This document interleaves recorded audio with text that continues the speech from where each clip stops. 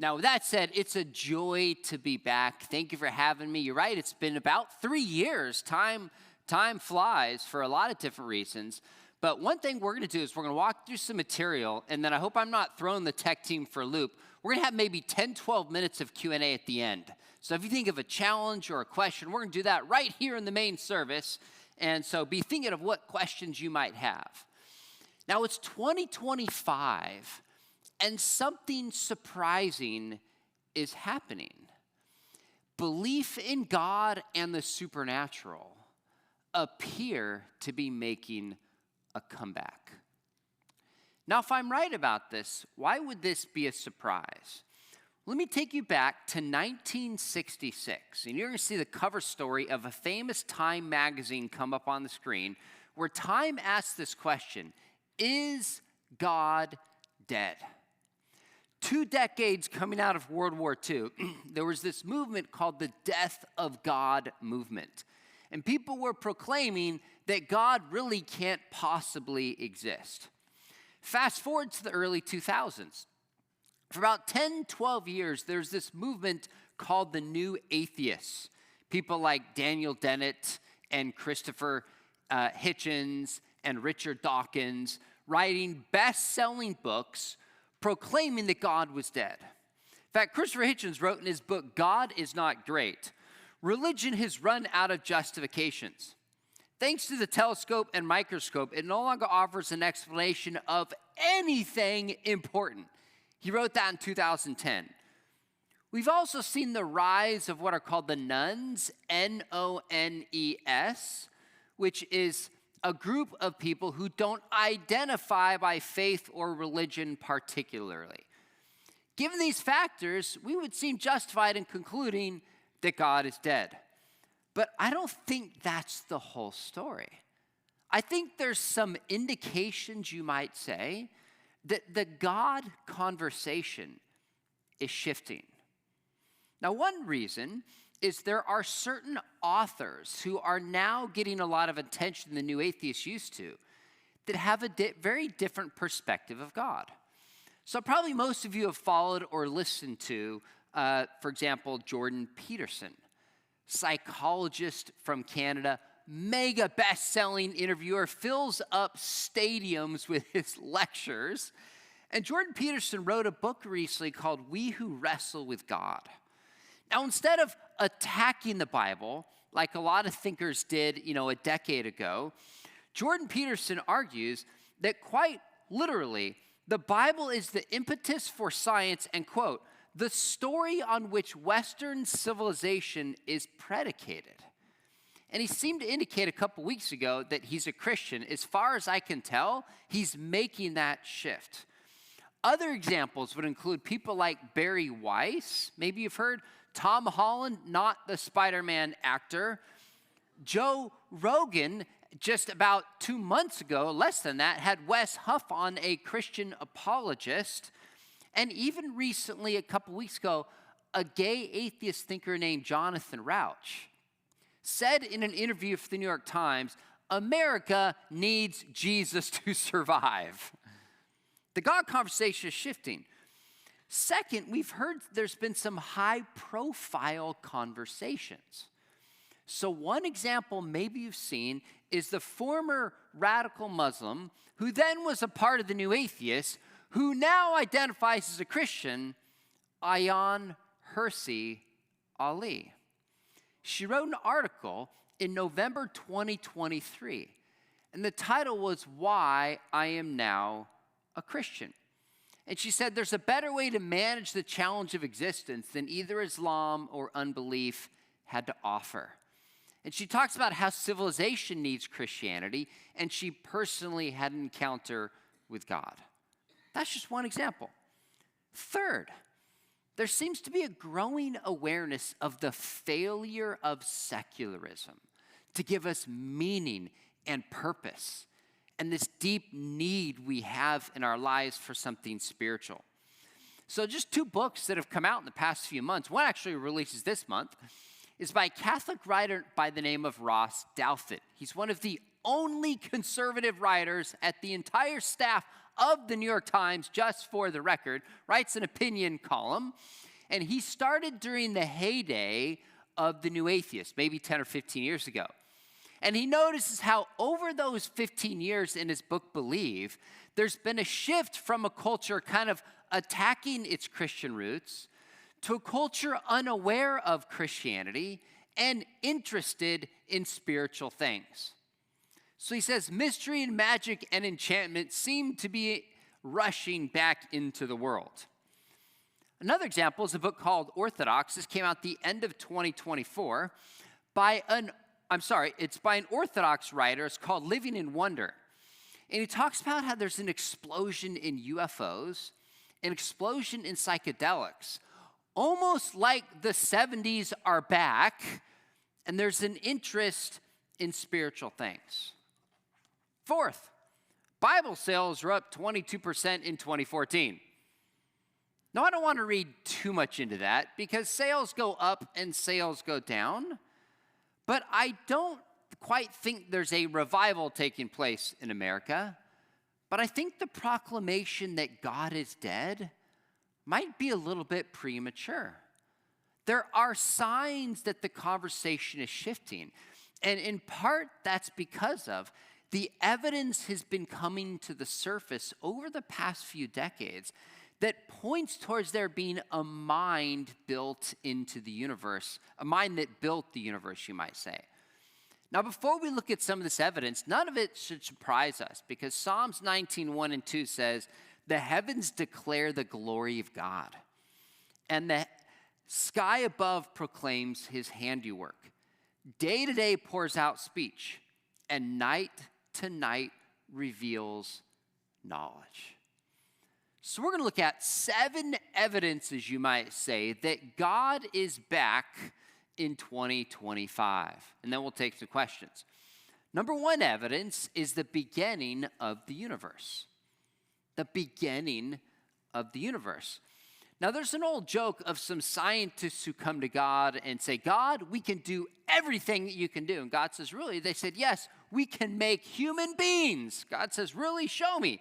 They reach down, pick up some dust, and God says, wait a minute, get your own dust. Now, where did that dust come from? Stars? Where did the stars come from? Quantum fluctuations? Where did the quantum fluctuations come from? If something exists at some point, there needs to be an adequate explanation for where the things that exist come from. Now, for probably 50 years, one of the most influential atheists in the world, his name was Antony Flew.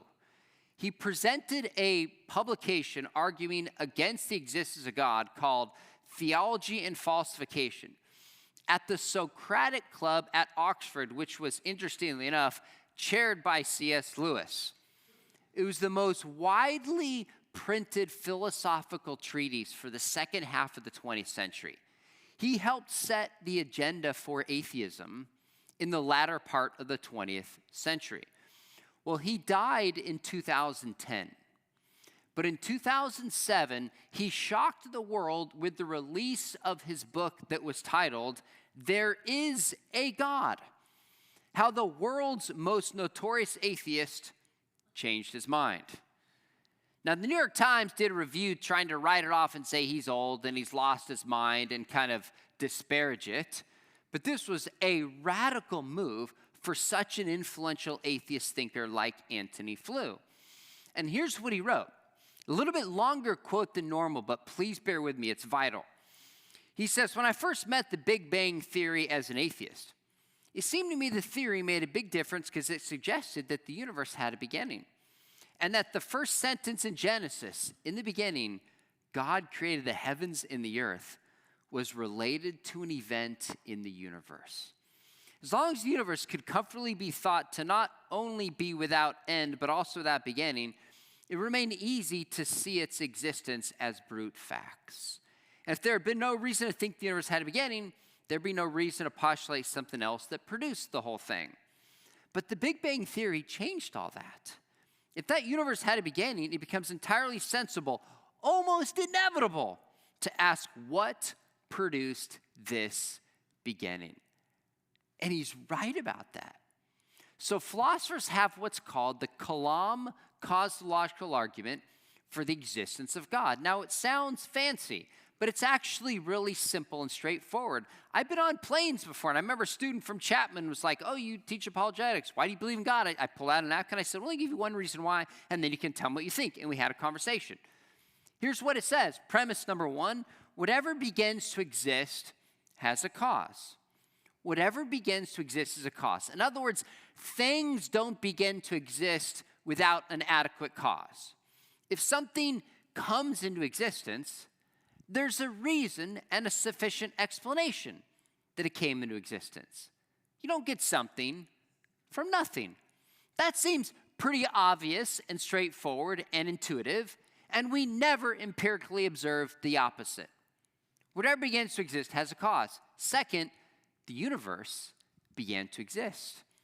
This was the big discovery of the 20th century. With the redshift, with the second law of thermodynamics, with Big Bang theory, we thought, oh my goodness, wait a minute. Big Bang cosmology, the universe hasn't been here for eternity. It actually began to exist at a finite point in the past. So if whatever begins to exist has a cause and the universe began to exist, what's the conclusion? Okay, good. One guy is participating. This is the participatory part of the program. Throw up there. Therefore, the universe has a cause. Now, what must that cause be like? If time began, it must be timeless. If space began, it must be spaceless. If change began, it must be changeless. It must be really powerful, it must be smart, and to have causal effects, it must be personal. This sounds a lot like God. You might say the beginning of the universe points towards a beginner. Second reason God is back in 2025, what we call the fine-tuning of the universe. Now imagine you come visit me down in San Juan Capistrano where I live. And you know there's some hills that are undeveloped. We go walking back in some of those hills, but we discover something, what looks like an abandoned cabin. And as we're walking, we see this. You go, that's interesting, let's explore. So you go walking up, but you hear something strange. You hear the sound of your favorite song in the background. Beat It by Michael Jackson. You ignore the obvious hint and decide to walk in anyways, but you notice something strange. You smell the scent of your favorite meal. You see shoes lined up that fit you perfectly. All the books you like to read on the counter. There's a small, tiny fridge you open up. It's the exact snacks you like. There's a small bathroom. The identical toiletries that you use. Now, besides expecting that you were in a horror movie, what would you think was the most adequate explanation? At some point, you'd stop going, coincidence, coincidence, coincidence. You'd say, okay, I don't know who did this. I don't know why, but quite clearly, this is arranged in a way where somebody was expecting my arrival. The late physicist Freeman Dyson said, as we look out into the universe and identify the many accidents of physics and astronomy that have worked to our benefit, it almost seems as if the universe must in some sense have known that we were coming. I think he's exactly right. You see, there's certain laws of physics and cosmology that have to exist on the parameters in a very narrow range. And the slightest change to the left or the right, and the entire universe becomes inhospitable for life. It's called the fine-tuning. So you get in the shower in the morning, you take the hot and the cold, and you make it just right. It's like these laws of physics and cosmology exist in that just right range that enable the universe to sustain complex life. Now, scientists have found dozens of these different parameters. We don't have the time to walk through all of them, but what happens if we just combine two of them? So gravity has to be fine-tuned to a range within 1 times 10 with 40 zeros after it. What's called the cosmological constant 1 times 10 with 53 zeros after it. What are the mathematical odds that just these two of the dozens of parameters would be set where they need to be to have a universe capable of supporting life? The odds are 1 part in 100 million, trillion, trillion, trillion, trillion, trillion, trillion. Now that's a big number. If you can't grasp it, just think of our new national debt. Oh wait, never mind, Doge has taken care of that. All kidding aside, you might say like the beginning of the universe points towards a beginner. The fine-tuning of the universe points towards a fine-tuner. We know that minds can exquisitely fine-tune things to within narrow range for a purpose. The third reason God is back is the origin of life. The origin of life. Now, the late former atheist Antony Fluce asked this question. He said, how can a universe of mindless matter produce beings with intrinsic ends, self-replication capabilities, and coded chemistry? That's the right question. In other words, how do you get life from non-life? How do you get living things from non-living things?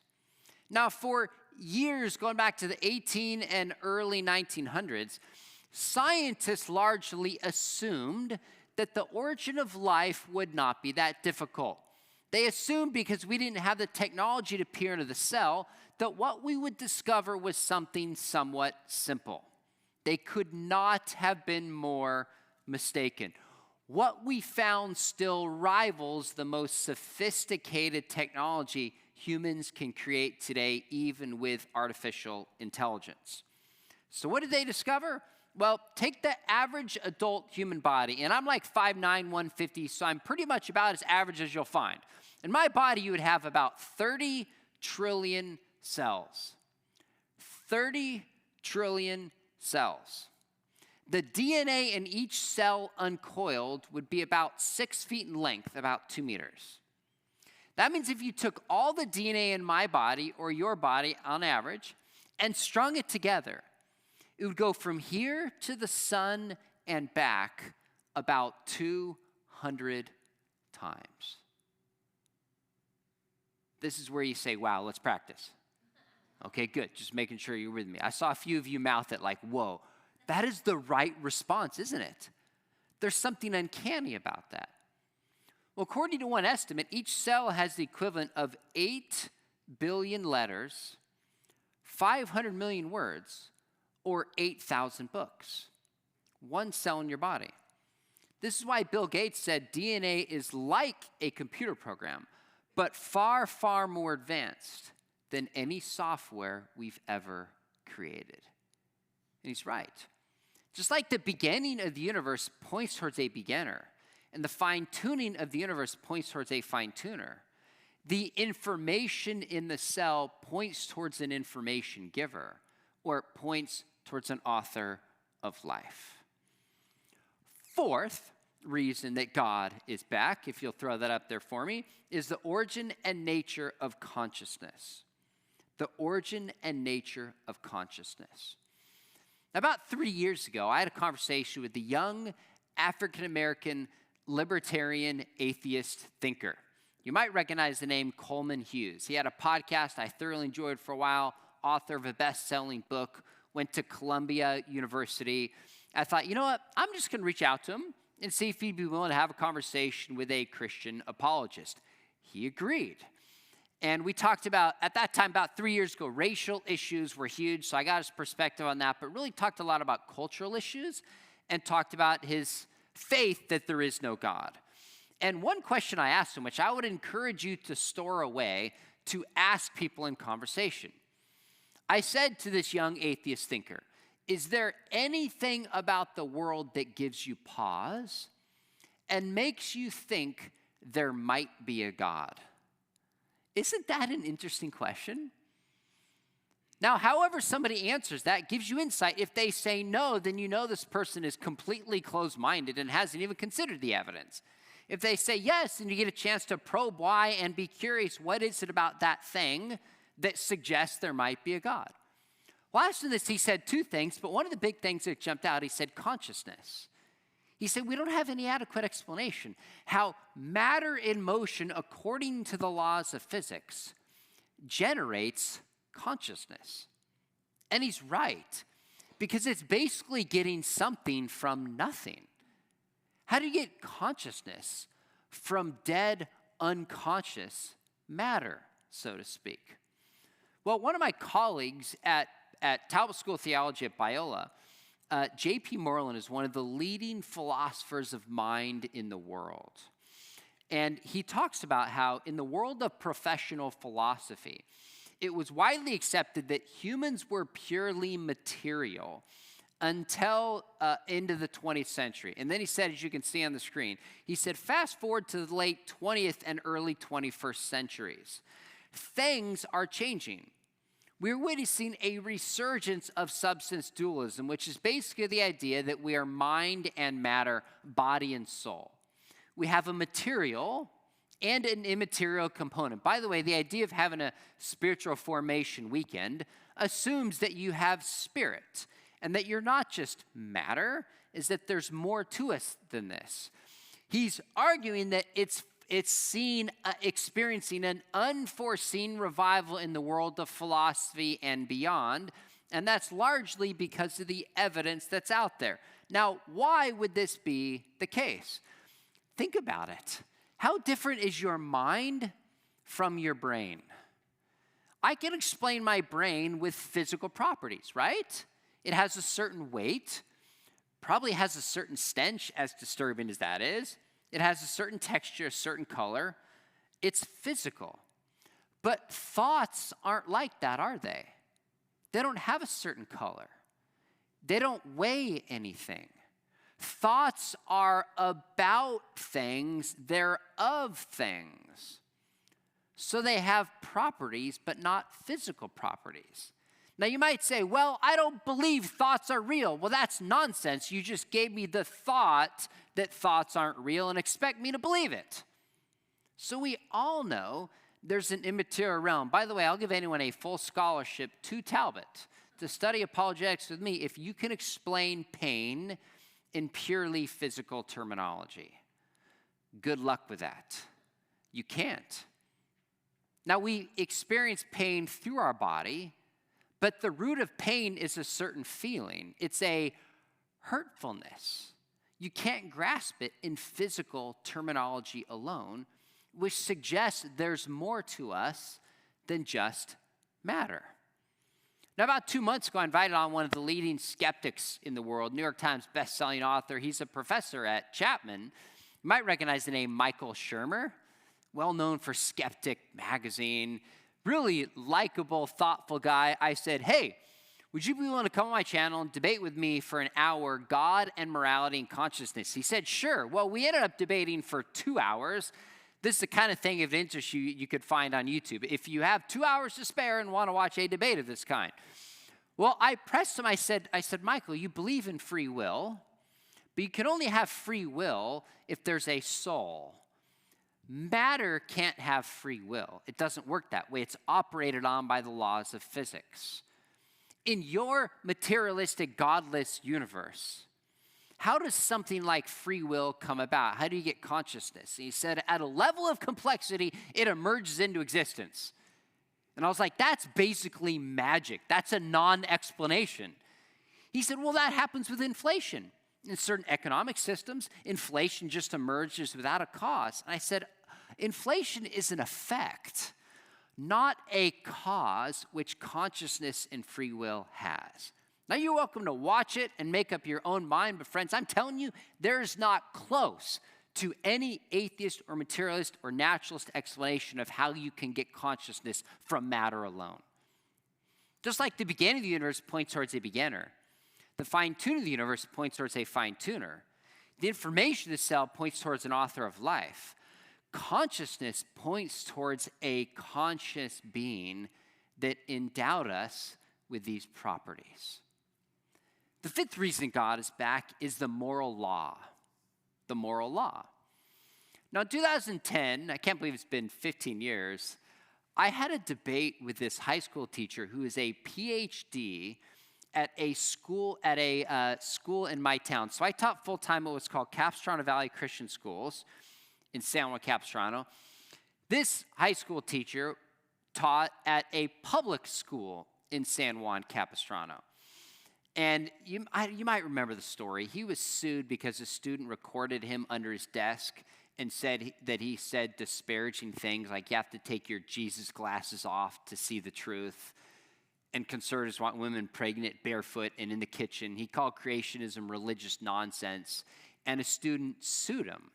And it worked its way up through the courts. I actually think the teacher won in the end, but I was invited to debate him at a local junior college near where I live. So we debated him about God and morality. And one of the things that he said is that I probably prepped for this thing for like months. And beforehand, I heard him like 2 weeks before, he goes, yes, I'm debating this guy named Sean McDonald. I'm like, Sean McDonald, I can't get my name right. On whether you have to believe in God to be moral. The moment I heard that, I thought, he doesn't even understand what we're debating. Of course you don't have to believe in God to be moral. You don't have to believe in God to know right and wrong. Why? Because even people who don't believe in God live in the world that God has made and are still made with a moral conscience, like Romans 2 says. Who without the law know the law because it's written where? On their hearts. It's written in their hearts. So we had a debate. Again, it's online. If that interests you, you could watch it. But the question is not, can we be good without belief in God? The question is, are there objective moral values and duties in a universe in which there is no God? And here's how the argument goes. If God does not exist, objective moral values and duties do not exist. In other words, in the absence of God, there's no such thing as intrinsic human value, and we don't have moral obligations to one another. So think about it this way. Could you read a blog if you don't believe in bloggers? Sure. But you can only get a blog if there's such a thing as bloggers. Again, the question is not, can you know right and wrong? The question is, can there be right and wrong if there is no God? And Fyodor Dostoevsky, I think, said it right. He said, if there is no God, all is permissible. All is permissible. So if God does not exist, objective moral values and duties do not exist. But second, objective moral values and duties do exist. And you know what? We all know it. C.S. Lewis said, the moment someone tells you there's no right and wrong and you break a promise to them, they will call foul. Why? Because we all know and believe there's such a thing as right and wrong. So let me give an example just to make a point. Please hear me. Right now, there's a peace plan, phase 1, working its way out between Hamas and between Israel. And Lord willing, it will go through, get the rest of the hostages home. But what's interesting is all sides of the debate agree that there's right and wrong. All sides of the debate, whichever side you happen to take politically. I don't hear anybody saying, you know what? I don't care. I'm on the side of genocide. I think it's good. It's fine. That's what I prefer. I don't hear anybody saying that. I hear one side saying Hamas has committed it. I hear the other side saying Israel committed it. What do they agree on? Genocide is wrong and we shouldn't do it. That's my only point. That we all know things like courage are good. We all know we should keep our promises, and we expect other people to know this, and we expect other people to follow this. Why? Because we all know that objective moral values and duties do exist. We know this. So what's our conclusion? Therefore, God exists. God exists. So the atheist has one of two things. Either they can say, you know what, objective moral values and duties don't exist. But then they can't condemn slavery and genocide and misogyny, and they better quit complaining about their favorite political pundit who they like to beat up on, whoever that may be. Or they can try to explain how we have objective moral values and duties without God, but I haven't found any adequate system that can do this. So you might say, the moral law points to a moral law giver. Two more, and then we'll take some questions. Modern day miracles. Modern day miracles. Now, what do I mean by this?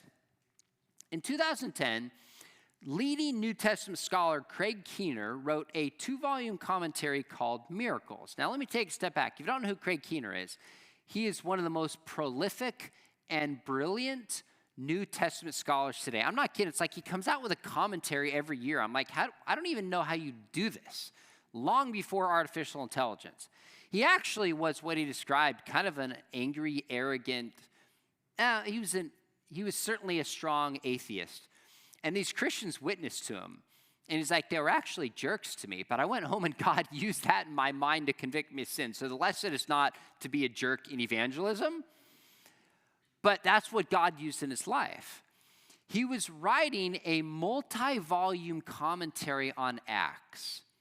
And of course, if you read Acts, he started noticing there were just miracle stories everywhere. And I thought, I wonder if the careful reports of this are only 2,000 years ago, or if there's good documented miracle accounts today.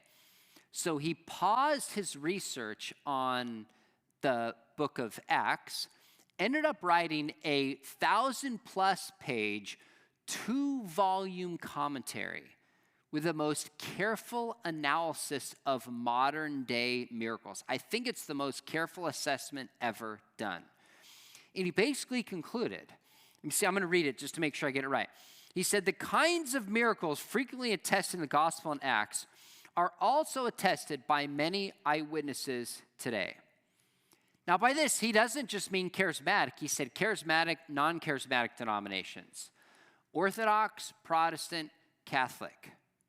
Baptist, mainline. He's like around the world, in Asia, in South America, in the Middle East, in Africa, in the U.S., there are hundreds of millions of people alive who believe they have witnessed or experienced a miracle. Now, interestingly enough, he wrote the next book. If you throw the next slide up there for me, he updated this 2 years ago in a book called Miracles Today. He responds to critics. This is a more popular book, so you're welcome to get the 2 volumes. I've read all of it, but it's an extensive, footnoted academic books. This is a popular book. I had a chance to interview him as well. And he says in here, he goes, Sean, there's actually some video footage of genuine miracles, not the kind you would see at a prosperity gospel kind of healing crusade. Now, don't just Google video footage miracles. You'll probably get nonsense done by artificial intelligence. But if this interests you, amazing book. And by the way, Lee Strobel wrote a book called The Case for Miracles, where he interviews Keener and a few others. The testimony of modern day miracles today is very, very significant. So I'm going to ask you something. Don't raise your hands yet. In a minute, if you think you have seen or experienced a miracle, in a minute, I'm going to ask you to raise your hand, not yet, because we need to define what we mean by miracle. What I don't mean is during Christmas, you're like, I forgot a gift for my mother-in-law. I need that parking spot, God. And the parking spot opens up. Now, I think God can do that, and he cares about the little things in our lives, but could you at least see why a skeptic would not be convinced that that's a miracle? I also don't mean if you're a Lakers fan, you're like, it's a miracle we got Doncic. This is a miracle. Friends, you might think that's super cool, but that is not a supernatural miracle. Now, some of you are like, I would argue with you on that one, Sean, but we'll shelve that for now. I mean a miracle, something that cannot be explained by coincidence or by just physical matter itself. The hand of the supernatural is clear.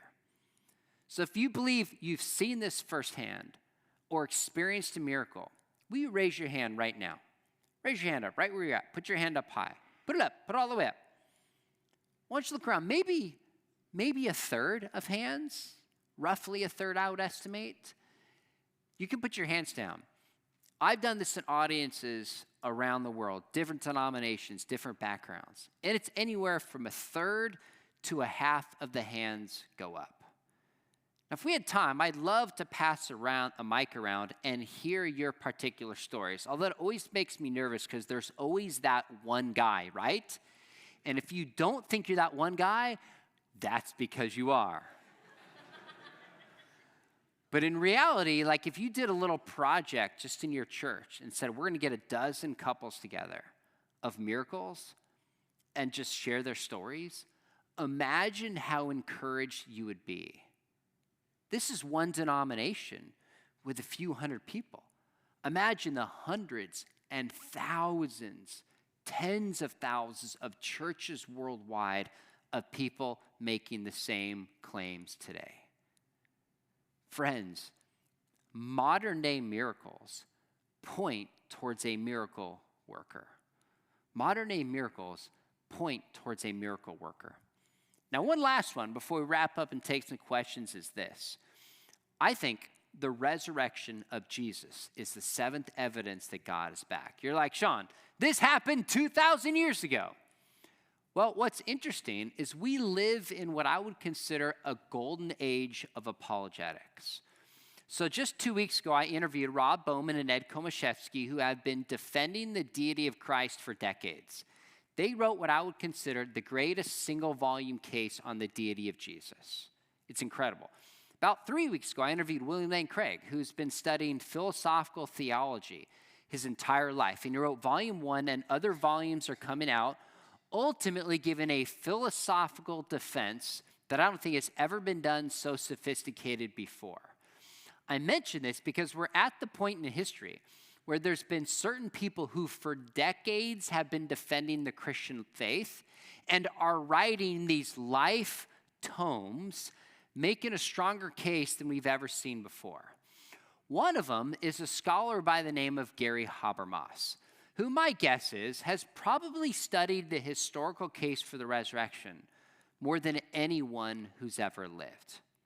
Now, let me back up. In high school, he grew up in a Christian home, and he started having doubts about his faith. So as a high school student, probably in the 60s or early 70s, he started these note cards like they used to have in libraries to file away where books are. He'd write, here's an evidence against the resurrection. Here's my response. Here's evidence for. He started filing this away. So as a high school student, he does like his final project on the resurrection. Ends up defending the resurrection in 1976 at Michigan State University before his PhD dissertation. Throw up the slide there for me, if you will. And the title was The Resurrection of Jesus, A Rational Inquiry, 1976. Now, his doctoral committee were not Christians, which means if you're going to defend the resurrection before skeptics and atheists and agnostics, you better make a pretty sophisticated case that even if people think you're wrong, you would say, you know what? You have followed the rigors of academia and you've done good scholarly work. Even after doing that, he fell into about a decade-long period of serious doubt. He even considered becoming a Buddhist. Well, since then, he's been studying the resurrection in so much depth that volume 1 of a 4-volume defense of the resurrection came out last year. You had the slide up there if you go back to it for me. This is volume 1. If you show the picture with Gary Habermas up there, that book is 1,100 pages, and I'm not kidding, weighs 5 pounds. So if you don't want to read it, just get it to work out with it. That's volume 1. Second volume came out maybe 3 or 5 months ago, where he has an entire volume, probably 600 to 800 pages, just responding to naturalistic explanations for the resurrection. That's what he's doing. Well, he lays out basically how scholars from 4,500 sources, multiple languages since 1975 agree, number 1, Jesus died by crucifixion.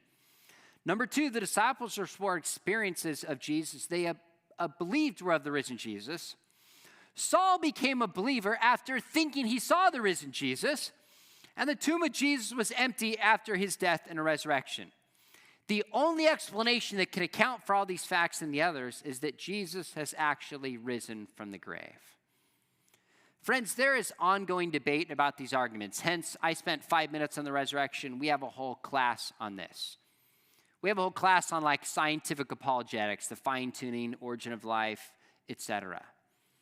But I think what I've shown is sufficient to at least rebut the claim that God is dead and suggest that maybe, just maybe, Aslan is on the move. Maybe there's an openness to spiritual things in the moment in which we live. I think for those with eyes to see and ears to hear, God, in fact, is making a comeback in 2025. From the beginning and fine-tune the universe to the origin of life and consciousness, from the existence of the moral law, from modern-day miracles to the historical evidence Jesus has risen, I think one thing is clear. God is back in 2025. Amen? Father, thanks so much just for the church's willingness to talk about topics like this, care about spiritual growth and cultural engagement. God, equip us with the confidence that you're real and that you're not dead. And you're present in our lives, you're present in our world.